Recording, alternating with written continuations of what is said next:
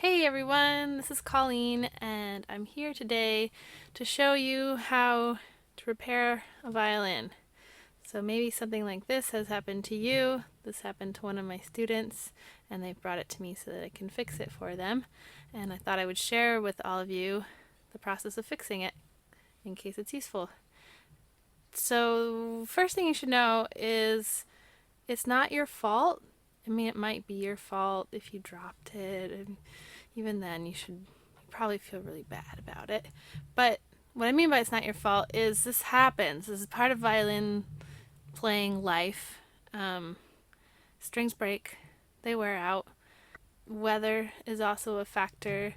Right now, it's been sunny for a while and now it's raining again, and so violins are affected by that.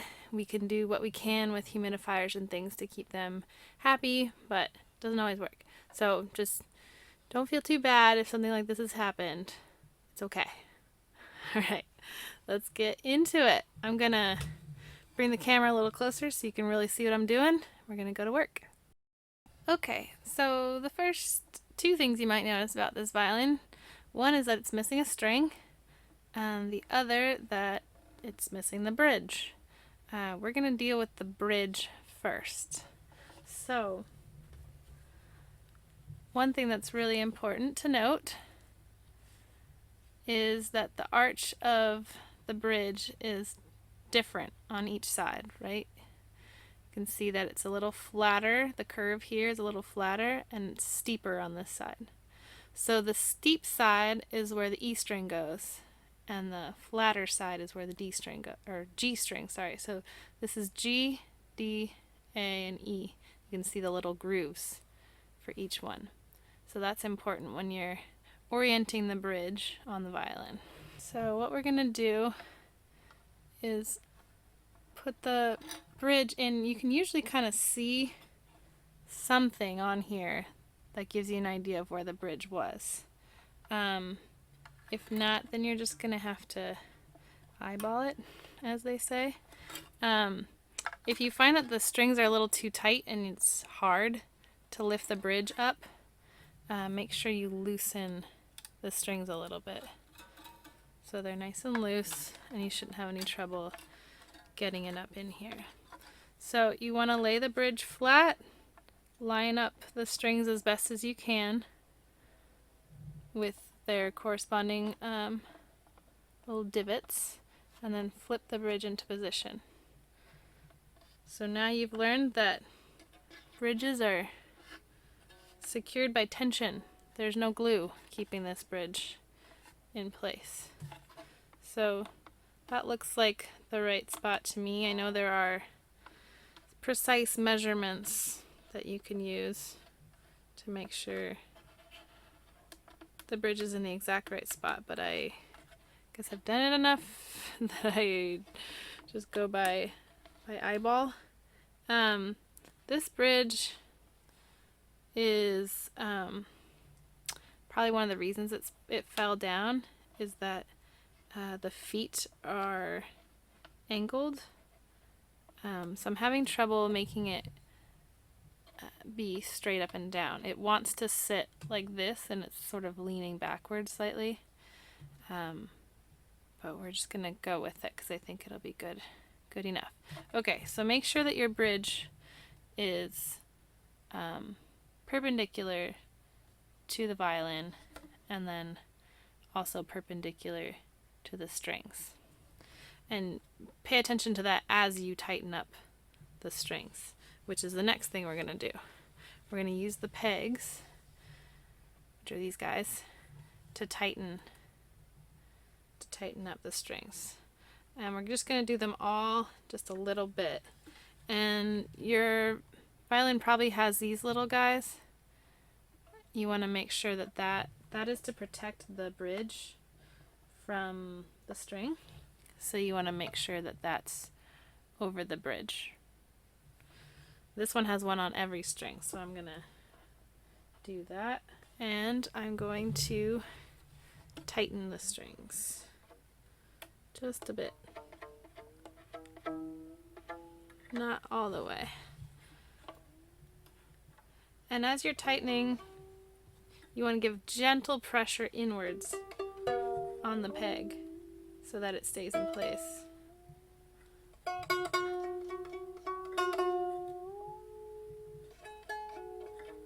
Okay, so those are not in tune, but they're tight enough for our purposes. So we can check again that it's still perpendicular to the violin and still, oh, that looks a little crooked.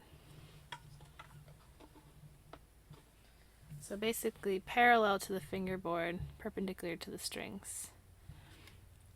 Okay, now we're going to deal with that missing D string. So I have a D string here, ordered online, just a student string. This is a little mini violin and doesn't matter as much about brands and weights and things. So we're gonna need this guy too, the fine tuner. We're missing it, so I'm gonna dig through the case. Hopefully it's in there.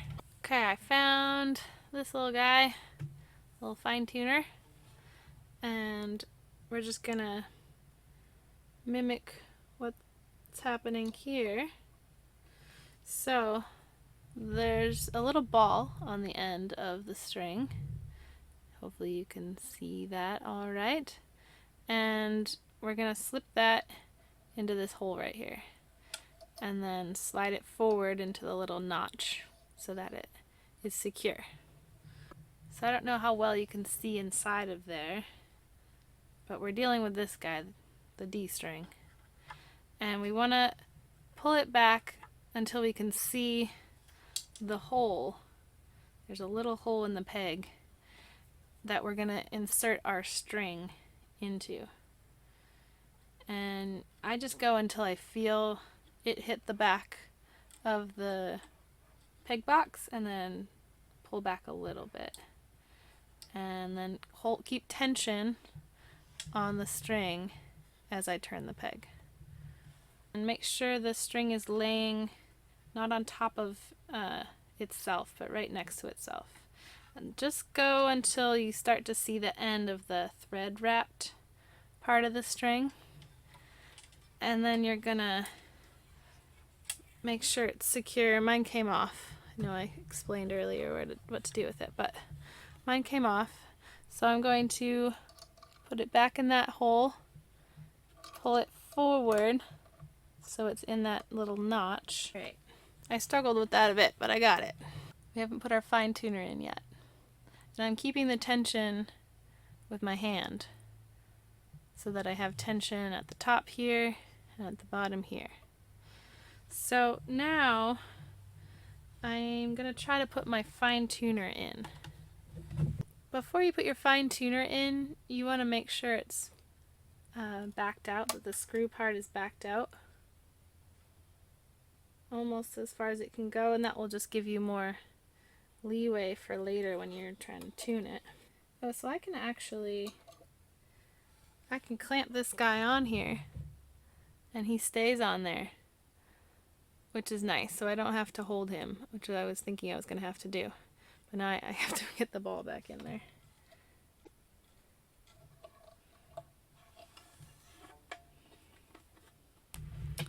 Okay, so I've got the fine tuner on there. It's kind of hanging in the wrong direction.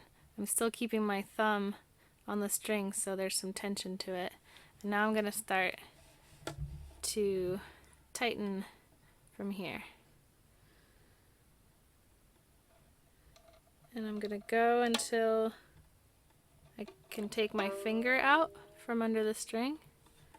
And I'm pushing in on the peg so that I'm sure that it sticks.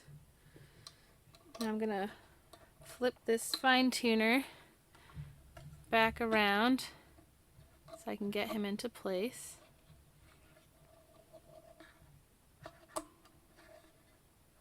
There we go. Now he looks like all his buddies. Perfect. And then we're just going to keep tightening.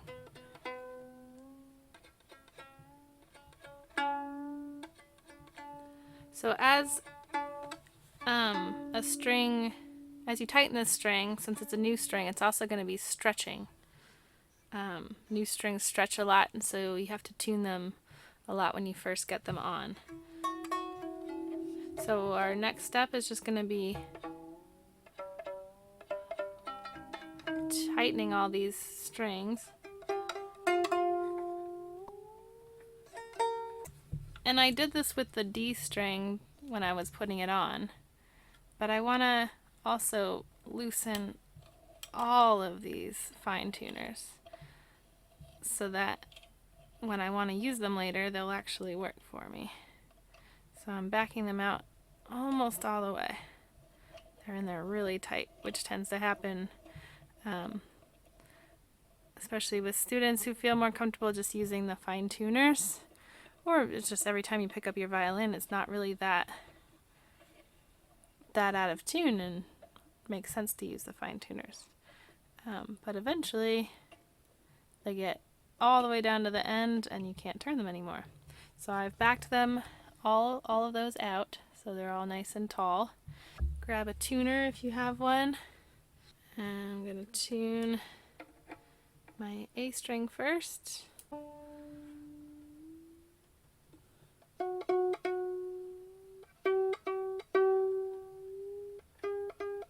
So you're going to have to tune it for a while because it's just going to keep going out of tune. If you're impatient, you can just kind of leave it for a while and come back to it. I'm usually impatient in the other direction and I want to play it as soon as possible, so I usually just keep going until it stops being so finicky. So now our violin is back together. It's in one piece. My student can play it again. Very exciting. And I hope that you have also fixed your troubles with your fiddle. I hope I've helped make that happen. If not, and you have some questions, feel free to reach out in the comments and I'll help you as best I can. Okay, thanks for watching.